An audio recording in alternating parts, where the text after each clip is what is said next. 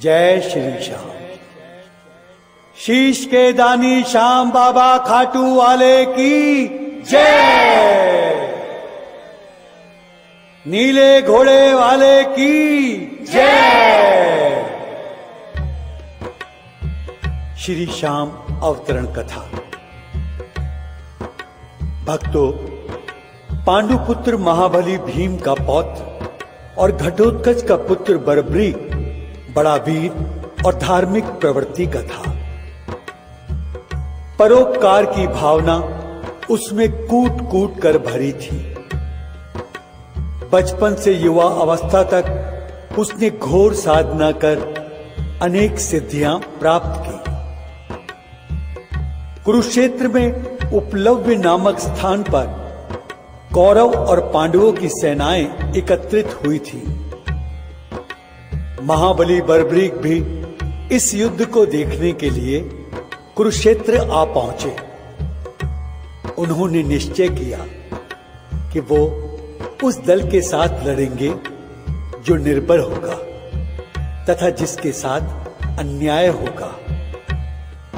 बर्बरीक जन्म काल से ही महासागर संगम में देवियों की उपासना करते रहे थे, अतः वहां किसी से भी परिचित नहीं थे।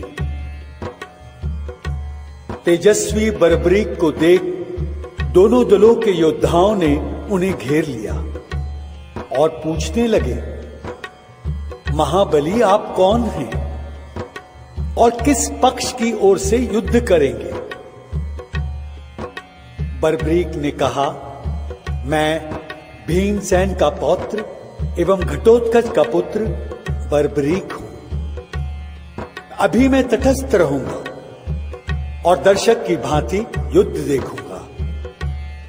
फिर जो पक्ष हार रहा होगा अर्थात निर्बल होगा, मैं उसी पक्ष की ओर से युद्ध करूंगा। योद्धाओं ने पूछा, मगर आपकी सेना कहां है? क्या आपकी सेना पीछे आ रही है?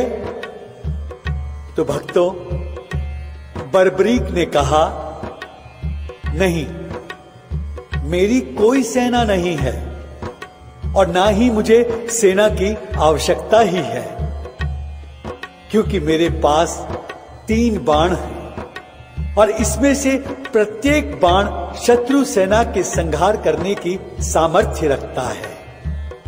बर्बरीक की बात सुनकर वहां मौजूद सभी योद्धा अचरज में पड़ गए और कुछ ही क्षणों में आग की तरह ये बात दोनों शिविरों में फैल गई।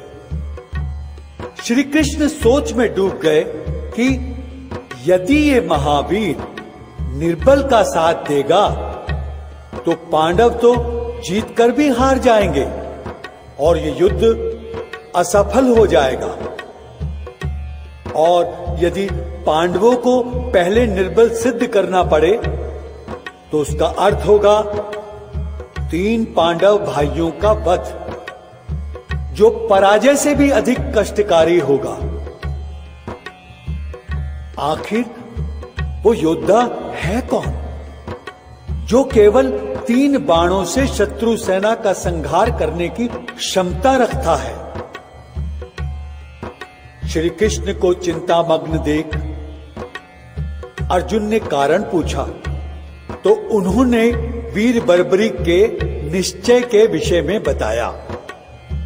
भक्तों, अर्जुन बोले, जनार्दन, ये अकेला वीर कर ही क्या सकता है?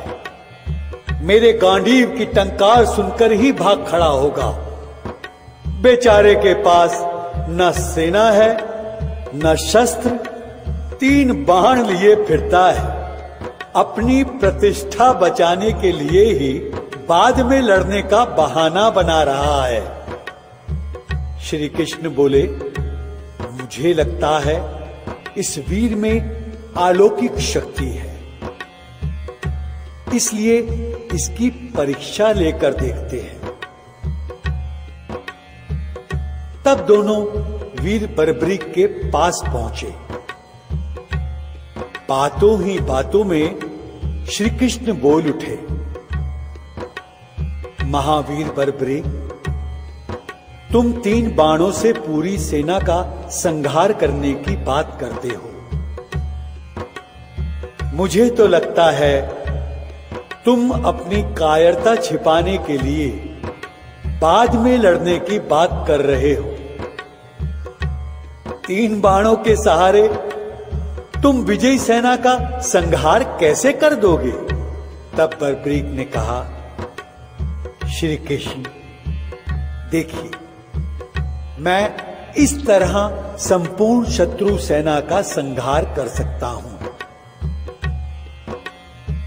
बर्बरीक ने धनुष पर बाण चढ़ा लिया और कहा, हे श्री कृष्ण, आप इस पीपल के पेड़ को देख रहे हैं। मेरा पहला बाण इस वृक्ष के सभी पत्तों पर चिन्ह लगा देगा और मेरा दूसरा बाण इन सारे पत्तों को बींधकर वापस मेरे तरकश में आ जाएगा। भक्तों, श्री कृष्ण तो ये चमत्कार देखना ही चाहते थे। उन्होंने एक पत्ता तोड़कर मुट्ठी में और दूसरा पैर के नीचे दबा लिया। बर्बरीक ने अभिमंत्रित कर बाण छोड़ा। पहले बाण ने पीपल के सभी पत्तों पर चिन्ह लगा दिया और फिर वापस उसके तरकश में आ गया। कृष्ण ने मुट्ठी खोलकर पत्ते पर दृष्टिपात किया। वो ये देखकर हैरान रह गए कि उनकी मुट्ठी में बंद पत्ते पर भी चिन्ह लग चुका था। कृष्ण समझ गए कि अवश्य पांव के नीचे दबे पत्ते पर भी चिन्ह लग गया होगा। उन्होंने मुट्ठी में कैद पत्ते को वहीं डाल दिया, किंतु पांव के नीचे के पत्ते को मुक्त नहीं किया। उधर बर्बरीक ने दूसरा बाण छोड़ा। वो बाण पीपल के सारे पत्तों को बींधकर श्री कृष्ण के पैर पर आकर रुक गया। बर्बरीक बोले, अपना पैर हटाइए श्री कृष्ण, उसके नीचे एक पत्ता है। पैर हटते ही उस पत्ते को बींधकर बाण पुनः बर्बरीक के तरकश में जा समाया। अब ये देख श्री कृष्ण अत्यंत विस्मित हुए। अर्जुन का घमंड भी चूर चूर हो गया। दोनों सोच में डूब गए कि इस वीर को युद्ध में कैसे रोकें। कोई ना कोई युक्ति तो निकालनी ही होगी। सारी रात दोनों को नींद नहीं आई। राष्ट्र हित का विचार कर श्री कृष्ण अंततः इस निष्कर्ष पर पहुंचे कि वीर बर्बरीक को युद्ध से विरत किए बिना ना तो पांडव जीत सकते हैं और ना ही धर्म राज्य स्थापित हो सकता है। अतः अगले दिन ब्रह्म मुहूर्त में वो ब्राह्मण का वेश धारण कर बर्बरीक के पास जा पहुंचे। बर्बरीक उस समय पूजा में लीन थे। उनकी पूजा संपन्न होते ही ब्राह्मण वेशधारी श्री कृष्ण बोले, भिक्षाम देहि, भिक्षाम देहि। बर्बरीक ने आंखें खोली, बोले, ब्राह्मण, मैं आपकी क्या सेवा कर सकता हूं? श्री कृष्ण ने कहा, जो मैं मांगू आप इनकार नहीं करेंगे, वचन दें। बर्बरीक वचनबद्ध हो गए। तब श्री कृष्ण ने शीश दान की याचना की। बर्बरीक विस्मित रह गए, मगर चूंकि वे वचनबद्ध हो चुके थे, इसलिए बोले, मैंने वचन दिया है, इसलिए मैं शीश दान अवश्य दूंगा, किंतु मैं जानता हूं कि कोई ब्राह्मण किसी का शीश दान में नहीं मांग सकता। हे ब्राह्मण देव, सच सच बताएं, आप कौन हैं? श्री कृष्ण को सामने खड़ा देख बर्बरीक विस्मय से भर उठे। आपने ऐसा छल क्यों किया जनार्दन? श्री कृष्ण ने कहा, बस विधि के विधान को कोई नहीं टाल सकता। हे बर्बरीक, तुम्हें ब्रह्मा का शाप था। तब श्री कृष्ण ने उन्हें बताया, एक बार मेरु पर्वत पर देवगण मंत्रणा कर रहे थे कि पृथ्वी पर कंस, जरासंध, बकासुर, हिडिंब, मूर आदि राक्षसों के अत्याचार से छुटकारे के लिए क्या उपाय किया जाए। तब ब्रह्मा जी ने श्री विष्णु से कहा था कि आप अवतार धारण कर पृथ्वी से राक्षसों का भार उतारें। इस पर श्री हरि ने उनकी प्रार्थना स्वीकार कर ली थी। उस समय सूर्यवर्चा नामक एक यक्ष ने अपनी भुजा उठाकर गर्व से कहा था, मैं अकेला ही अवतार लेकर पृथ्वी के सब भूत प्रेत और राक्षसों को मार भगाऊंगा। सूर्यवर्चा की इस बात को सुन ब्रह्मा जी क्रोधित हो उठे थे और उन्होंने शाप दिया, हे दुर्मते सूर्यवर्चस, सारे देवता मिलकर भी राक्षसों का वध नहीं कर सकते और तू मात्र मोहवश ऐसा कह रहा है। पृथ्वी पर जब अधर्म के विरुद्ध धर्म का युद्ध होगा, तब विष्णु अवतारी श्री कृष्ण तेरा शीश दान में मांग लेंगे। श्री कृष्ण ने अपनी कथा समाप्त की और बोले, हे बर्बरीक, तुम ही सूर्यवर्चा हो। ब्रह्मा जी के शाप से मुक्त करने के लिए मैं तो निमित्त मात्र था। बर्बरीक ने कहा, जैसी प्रभु की इच्छा। मगर प्रभु, मेरी भी एक इच्छा है। श्री कृष्ण ने कहा, कहो बर्बरीक। बर्बरीक बोले, मैं इस महायुद्ध को अपनी आंखों से देखना चाहता हूं। प्रभु, शीश दान देने के उपरांत क्या यह संभव होगा? प्रभु मुस्काए, मेरी कृपा से अवश्य संभव होगा।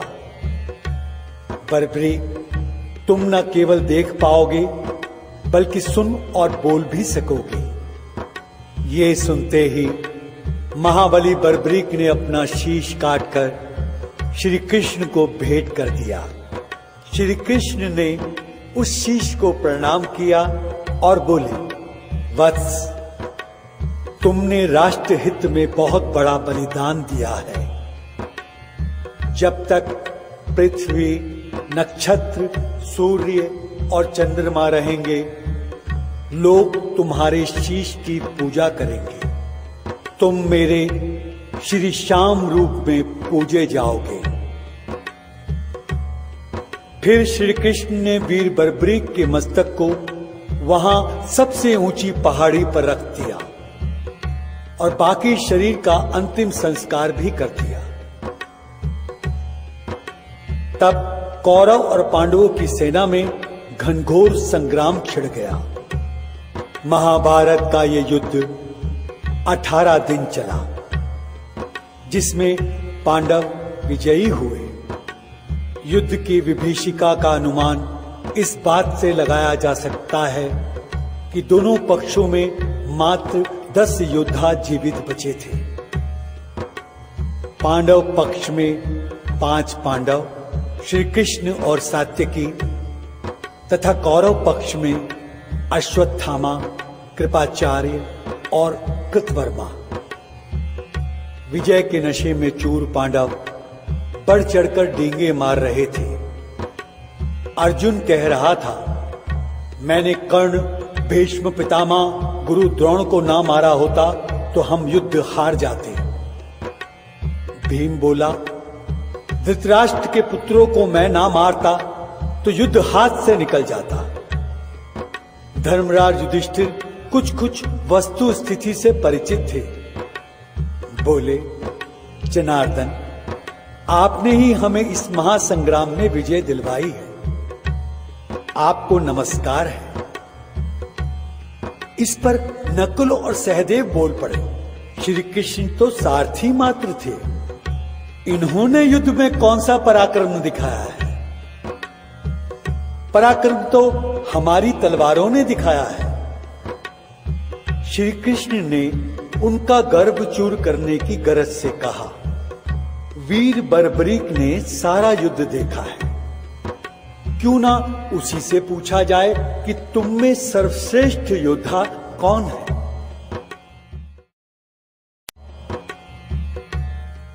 फिर वे सभी लोग वीर बर्बरीक के पास पहुंचे। वहां भी पांडव आत्म प्रशंसा करने लगे। अर्जुन गर्व से बोला, बर्बरीक, तुम तो जानते होगे 18 दिनों तक मेरी गांडीव की टंकार से कुरुक्षेत्र कांपता रहा। यह युद्ध मैंने अपने बाहुबल से जीता है। भीम बोला, मेरी विशाल गदा जिधर भी घूमती थी शत्रु काय की तरह फट जाते थे। दुर्योधन, दुशासन, हिडिंब, बकासुर और कीचक मेरी ही वीरता के शिकार बने। नकुल सहदेव ने अपनी अपनी तलवारबाजी की प्रशंसा की। वहीं युधिष्ठिर ने अपनी सत्य निष्ठा की दुहाई दी कि मेरे सत्य बल से ही विजय हुई है। श्री कृष्ण सबकी बातें सुनकर मुस्कुरा दिए और बोले, मुझे कुछ भी नहीं कहना बर्बरी, मैंने तो युद्ध में भाग ही नहीं लिया, सारथी भर था, रथ चलाता रहा और युद्ध देखता रहा, बस इससे अधिक कुछ नहीं। भक्तों, तब सबकी बातें सुन बर्बरीक व्यंग पूर्वक हंसे और बोले, श्री कृष्ण, आपने अच्छा किया जो योद्धा के रूप में युद्ध में भाग नहीं लिया। शस्त्र धारण करते तो संभवतः पांडवों की ही पराजय होती। कुछ देर रुककर बर्बरीक पुनः बोले, अकेले भीष्म ने ही समस्त पांडव वीरों और उनकी सेना का बुरा हाल कर दिया था। मैं तुम्हारी बात का उत्तर दे रहा हूं अर्जुन। भीष्म ने जब तुम्हारा रथ तोड़ दिया था, सेना काट दी थी, उस समय तुम्हारा गांडीव कहां था? तुम तो मूर्छित पड़े थे। उस समय श्री कृष्ण ने तुम्हारी रक्षा की थी। फिर उस समय तुम्हें शर्म नहीं आई जब तुम भीष्म से उनकी मृत्यु की तरकीब पूछने गए और शिखंडी के पीछे से निहत्थे पितामह पर बाण चलाए। वो संभवतः तुम्हारी वीरता की पराकाष्ठा थी। जयद्रथ वध के दिन भी यदि श्री कृष्ण माया ना फैलाते तो तुम्हारा अंत निश्चित था। गुरु द्रोण को भी आपने छल पूर्वक मारा और कर्ण के सामने आपके दिव्यास्त्र कहां गए थे? उसे भी आपने बड़ी निर्लज्जता से मारा। ये सब मैंने अपनी आंखों से देखा है। महाबली भगदत्त की भीषण शक्ति को भी श्री कृष्ण ने अपनी छाती पर सहा। वो जानते थे कि वो शक्ति तुम्हारे सैकड़ों टुकड़े कर देती। बर्बरीक ने भीम की ओर देखा और बोले, आप सर्वश्रेष्ठ योद्धा हैं, इसमें रंच मात्र भी संदेह नहीं है भी। किंतु कर्ण के सामने आपकी गदा को क्या हो गया था? आप जान बचाने के लिए मरे हाथियों के झुंड के पीछे जा छिपे थे। तब कर्ण ने धनुष की डोर गले में डालकर आपको बाहर खींचा था। वो चाहते तो उसी पल आपको मार सकते थे, किंतु उन्होंने ऐसा नहीं किया। आपको ही नहीं, उन्होंने नकुल, सहदेव और धर्मराज युधिष्ठिर को भी जीवन दान दिया था। सच्चा महारथी वो था जिसने आप सबको प्राण दान दिया था। तब बर्बरीक कुछ रुककर पुनः बोले, महाबली भीम, श्री कृष्ण के इशारे पर युद्ध के नियमों के विरुद्ध आपने दुर्योधन की जंघा पर गदा मारी। धिक्कार है आपको और आपकी वीरता को। धन्य था दुर्योधन। धर्मराज युधिष्ठिर के कहने पर उसने अपने से बलि को चुना। यदि वो इन चारों में से किसी को चुन लेता तो उसके साथ गदा युद्ध और मल्ल युद्ध में इनकी मौत निश्चित थी। किंतु श्री कृष्ण की नीति असफल कैसे हो सकती थी? मेरा मानना है कि यह युद्ध श्री कृष्ण के कारण ही जीता जा सका है। उन्होंने अपनी बुद्धि और कूटनीति के सहारे ये महासंग्राम जीता है। मुझे तो इस युद्ध में चारों ओर श्री कृष्ण का चक्र और खप्पर भर भर कर लहू पीती द्रौपदी ही दिखाई थी। इतना कह बर्बरीक मौन हो गए। आकाश से पुष्प वृष्टि होने लगी। पांडव श्री कृष्ण के चरणों में गिरकर क्षमा याचना करने लगे। श्री कृष्ण ने उन्हें क्षमा कर दिया। फिर बर्बरीक से बोले, वीर बर्बरीक, तुम धन्य हो, सत्यवादी हो। मैं तुम्हें वरदान देता हूं कि तुम कलयुग में मेरे रूप में श्याम नाम से पूजे जाओगे। तुम में मेरी ही शक्ति निहित होगी। तुम्हारे पूजन से मनुष्य के सभी अभिष्ट सिद्ध होंगे।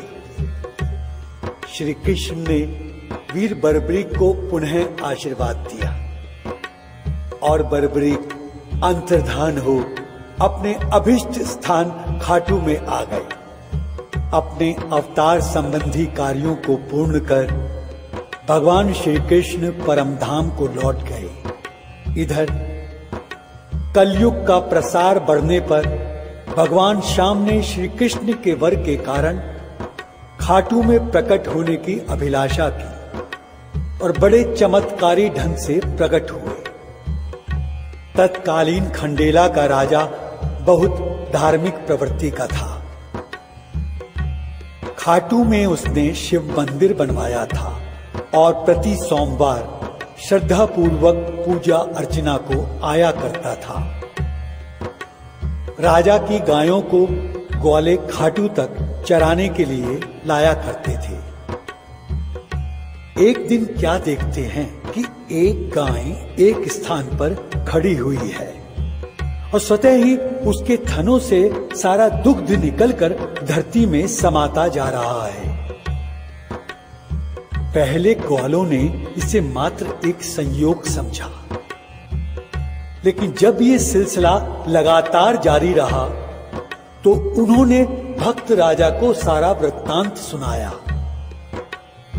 राजा ने प्रत्यक्ष ये घटना देखी तो वो घबरा गया और भगवान से प्रार्थना करने लगा कि उसके अपराध क्षमा करें। पता नहीं क्या होने वाला है। उसी रात भगवान श्याम ने राजा को स्वप्न में दर्शन दिए और कहा, राजन, भयभीत होने की आवश्यकता नहीं है। मैं श्याम हूं। जहां गाय के थनों से स्वतः दुग्ध निकल जाता है, उस स्थान की खुदाई करो। वहां मेरा शालग्राम शिलारूप विग्रह है। उसे विधि पूर्वक प्रतिष्ठित करवा दो। तुम्हारे सब मनोरथ पूर्ण होंगे। जो भी भक्त मेरे शिला विग्रह को पूजने खाटू आएंगे, उनका सब प्रकार से कल्याण होगा। प्राथे राजा ने उस स्थान की खुदाई करवाई तो कुछ ही नीचे भगवान श्याम का शालग्राम शिलारूप विग्रह निकल आया। राजा ने विद्वान पंडितों से प्राण प्रतिष्ठा करवाकर विग्रह को वहां स्थापित करवाया और वहां एक भव्य मंदिर बनवा दिया, जो आज भी विद्यमान है। जहां विग्रह निकला था, उस स्थान पर श्याम कुंड बना है, जिसके जल को भक्तजन गंगा जल की भांति पवित्र मानते हैं। यहां लाखों तीर्थयात्री आते हैं और सभी की मनोकामनाएं पूर्ण होती हैं। बोलिए शीश के दानी श्याम बाबा खाटू वाले की जय। बोलिए नीले घोड़े वाले की जय। हारे के सहारे की जय। जय श्री श्याम।